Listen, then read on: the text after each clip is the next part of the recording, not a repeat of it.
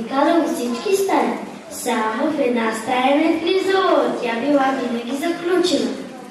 Един ден момиченцето помолило мъдреца.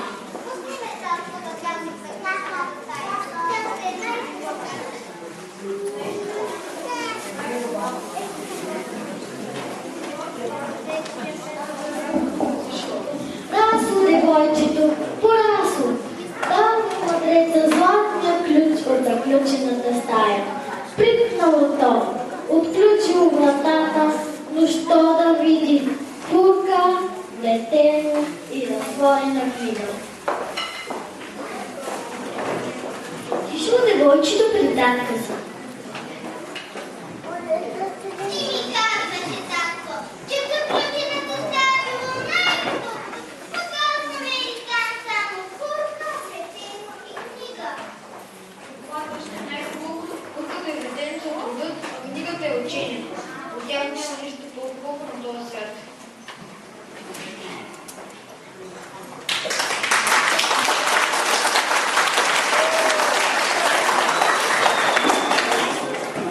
Всичко добро е постигнато с труд и знание.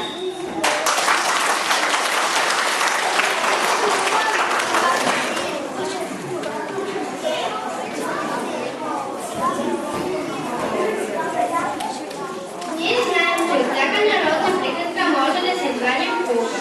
Да открием кои народни мъдрости се повторяват за тази, която видяхме.